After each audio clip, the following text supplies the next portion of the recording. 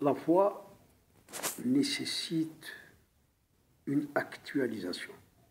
Comme nous l'avons dit précédemment, elle est innée au fond de soi et que les actes et la prise de conscience font donc ressortir et actualiser. Alors, comment passer d'une foi latente et innée à une foi actualisée et vécue consciemment dans le cadre de la religion? Le Coran fait dépendre l'actualisation de la foi de certaines conditions préalables, comme le fait d'avoir de la taqwa, la crainte intérieure de Dieu, ce policier intérieur vis-à-vis de la loi de Dieu, de la charia. Ceux qui croient et qui faisaient preuve de taqwa, de crainte intérieure vis-à-vis de Dieu. Ce verset l'indique, c'est-à-dire qu'il y a d'abord la foi, ceux qui croient, c'est la foi, et qui faisaient preuve de taqwa. Donc, la taqwa est un sentiment, je dirais, ou un phénomène psychologique intérieur qui se trouve sur la foi, qui est supporté par la foi. Voilà, donc, comme nous l'avons aussi évoqué dernièrement, la taqwa est un état intérieur propre à l'être humain qui lui permet de préserver son être de ce qui pourrait faire obstacle ou mettre en danger la réalisation de sa propre perfection et l'éloigner de sa vérité profonde. Cette idée implique qu'avant même d'adopter une religion ou même de croire consciemment en Dieu, l'homme est conscient qu'il est doté d'une dignité particulière qui le distingue des animaux.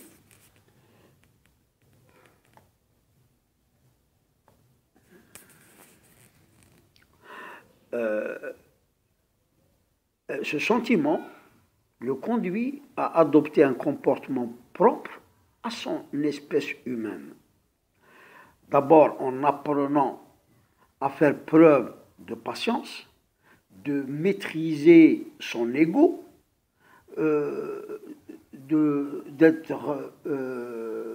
d'être loyal, de respecter son environnement et en refusant de se soumettre au diktat de ses passions et de ses penchants matériels. En employant le passé, le verset cité plus haut souligne que ceux qui ont la foi étaient auparavant habités par la taqwa. La taqwa et la foi sont donc deux états étroitement dépendants l'un de l'autre. L'actualisation de la foi permettant en retour une consolidation de la taqwa originelle, qui trouve alors tout son sens, puisqu'elle est désormais consciemment utilisée dans le cadre d'un cheminement spirituel. La première sourate du Coran évoque également que ce livre est un guide pour ceux qui sont dotés de taqwa, al-muttaqun. أعوذ بالله السميع العليم بسم الله الرحمن الرحيم ألف لام ميم ذلك الكتاب لا ريب فيه هدى للمتقين. Et de ce fait, ça veut dire ceux qui comprennent donc aussi qui n'ont pas ceux qui comprennent dans ce verset, il comprend aussi ceux qui n'ont pas encore actualisé leur foi et qui se caractérisent par le fait de croire à l'invisible, de prier et de donner de l'aumône. En écho aux deux types de foi distingués, donc, il existe également deux sortes ou niveaux de guidance. L'une, innée et située au sein de la nature divine primordiale, fitra, de l'homme, qui rejoint cette foi originelle et lui permet d'être habité par la taqwa, et une autre prodiguée par la révélation. L'actualisation de la seconde reposant sur l'existence de la première. À l'opposé, les athées et les mécréants, les incroyants, sont affectés par deux types d'égarements. Une tendance originelle à adopter des comportements mauvais et hypocrites qui leur voilent leur vérité profonde et constitue donc un premier égarement, puis un second qui résulte du premier et les conduit à rejeter tout message spirituel. Dieu dit, il y a dans leur cœur une maladie de doute et d'hypocrisie. Et Dieu laisse croire cette maladie.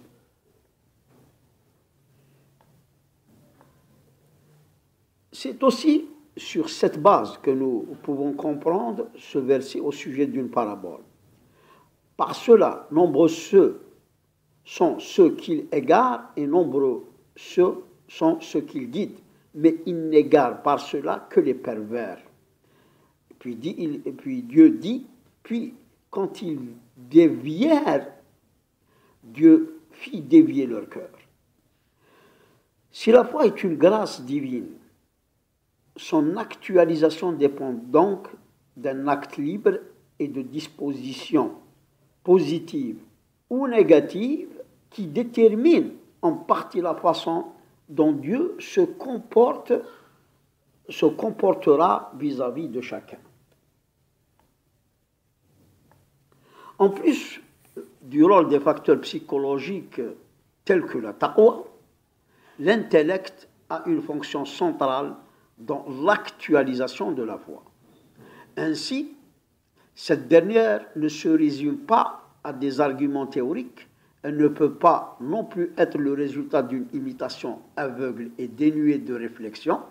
Dans ce sens, le Coran insiste sur l'importance de la réflexion personnelle, ta'aqqul et tafakkur au sujet de Dieu, de la création et de son propre existence,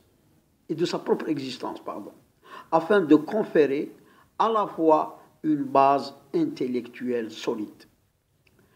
Il dresse également une critique de ceux dont les croyances reposent sur une imitation aveugle des pratiques de leurs parents, sans qu'ils ne s'interrogent sur leur validité et leur fondement. Dieu dit, et quand on leur dit « venez vers ce que Dieu a fait descendre », la révélation, et vers le messager, ils disent « il nous suffit de ce sur quoi nous avons trouvé nos ancêtres ».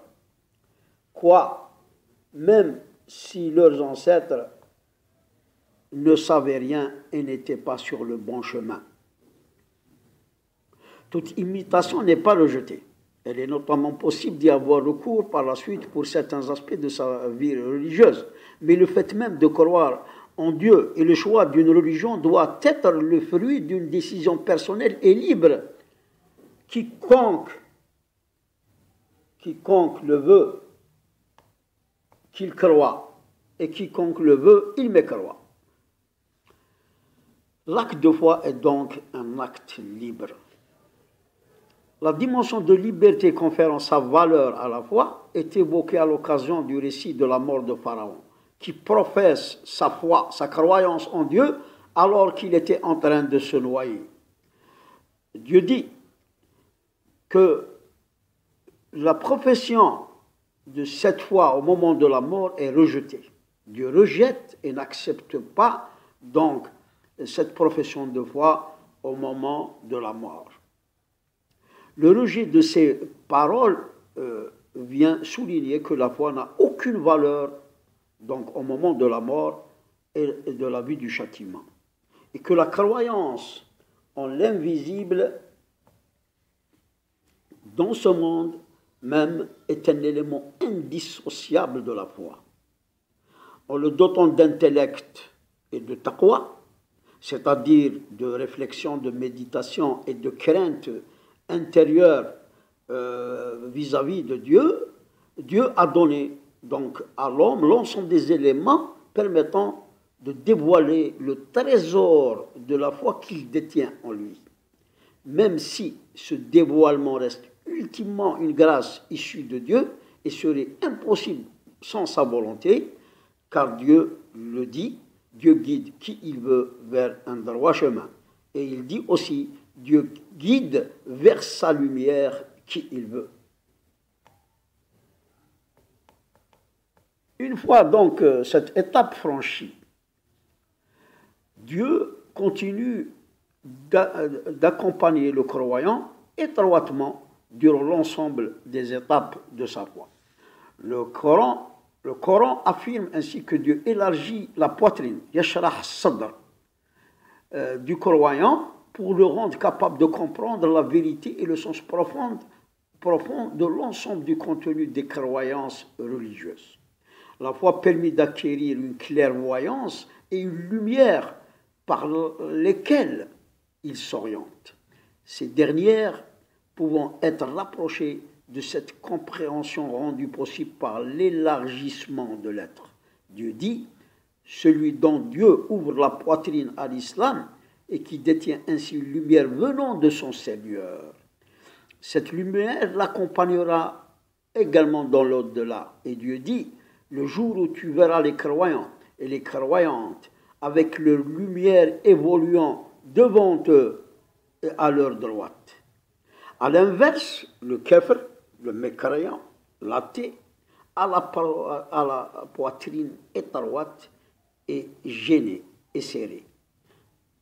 Et il ne peut saisir ce qui dépasse, l'étroitesse de son horizon personnel. Son cœur est aveugle et endurci. Le croyant est également aidé par un esprit roh, source de vie et de connaissance issue de Dieu. Dieu dit, il les a aidés d'un esprit venant de lui, ainsi que par une quiétude qui renforce sa foi. Dieu dit, c'est lui qui a fait descendre la quiétude dans les cœurs des croyants afin qu'ils ajoutent une foi à leur foi. Si les hommes sont en apparence tous vivants, les croyants sont dotés d'une vie particulière et d'un niveau de conscience dont sont dépourvus les autres êtres humains. Plus profondément, la foi est la vie même. هي الحياة. الإيمان يعني هو الحياة. Alors que l'athéisme, l'incroyance, n'est rien d'autre que la mort et les ténèbres. Et Dieu dit à ce sujet, est-ce que celui qui était mort et que nous avons ramené à la vie et à qui nous avons assigné une lumière grâce à laquelle il marche parmi les gens, est-il pareil à celui qui est dans les ténèbres sans pouvoir en sortir? De façon générale, le Coran exprime l'idée selon laquelle Dieu a une relation de proximité extrême avec les croyants et leur apporte son aide à chaque instant. Ces derniers ont la particularité d'être en sécurité. لهم الأمن. كما قال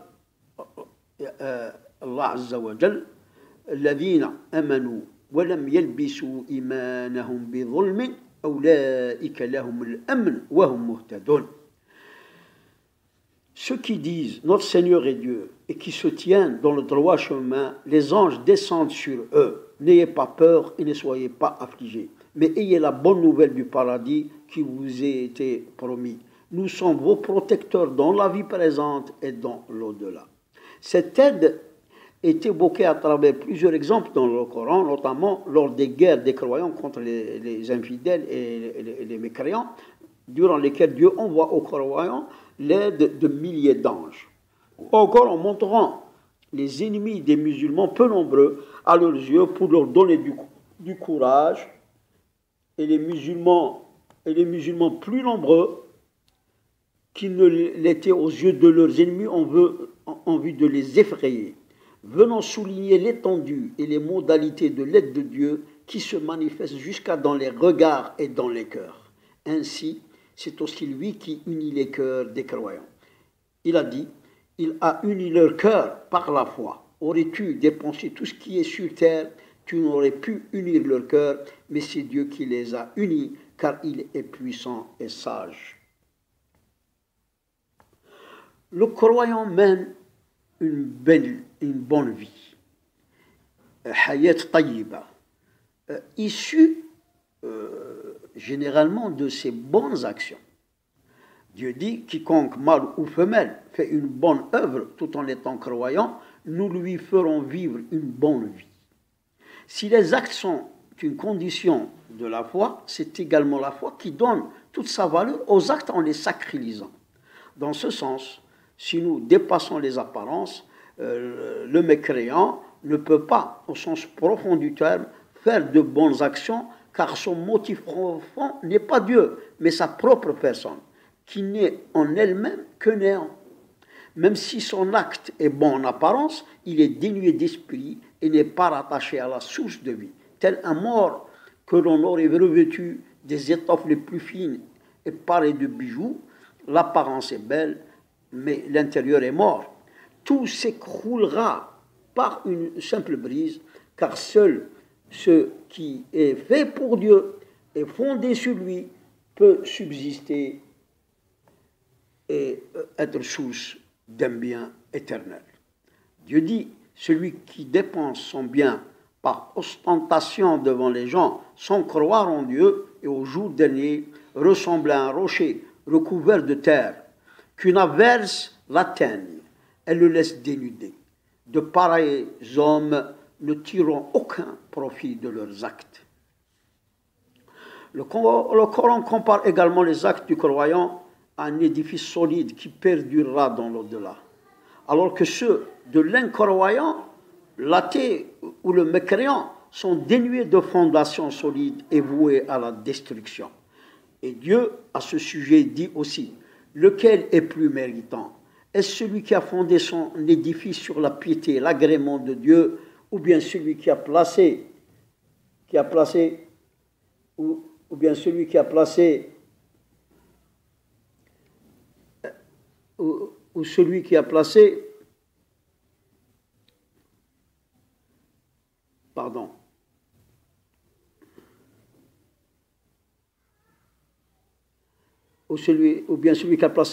les assises de sa construction sur le bord d'une falaise croulante et qui croulera avec lui dans le feu de l'enfer.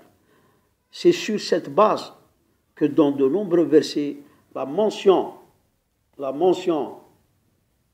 des récompenses des bonnes actions est précédée de celle de la foi, qui est la condition même du fait qu'elle soit bonne. Dieu promet à ceux d'entre eux qui croient et font de bonnes œuvres un pardon et une énorme récompense.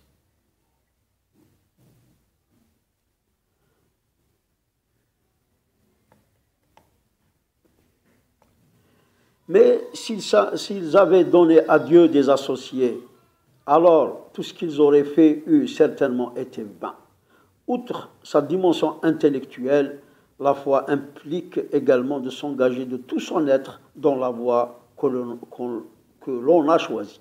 Ô vous qui avez cru, vous indiquerai-je un commerce qui vous sauvera d'un châtiment douloureux. Vous croyez en Dieu et en son prophète, et vous combattez avec vos biens et vos personnes dans le chemin de Dieu. De par la lumière dont ils bénéficient, leur foi qui enracine leurs actes dans l'éternité, les croyants sont qualifiés de bienheureux, ou ceux qui réussissent. Ad aflaha al-mu'minun. L'emploi de la racine fa lam ha, qui exprime à l'origine l'idée de fondre un matériau dur et par extension celle de triomphe et de victoire, vise à souligner que les croyants sont ceux qui arrivent à réaliser leur souhait le plus profond, à la fois dans ce monde et dans l'au-delà. Dans ce monde, en menant une vie équilibrée, vécue avec espoir, dignité et honneur, et qui leur permettra d'accéder à la vie éternelle auprès de leur Seigneur. L'actualisation et l'approfondissement de la foi est donc le fruit d'une subtile alliance entre volonté divine et libre arbitre humain, entre une croyance intérieure profonde et la réalisation d'actes en accord avec le contenu de cette foi qu'on va bientôt encore préciser, Inch'Allah.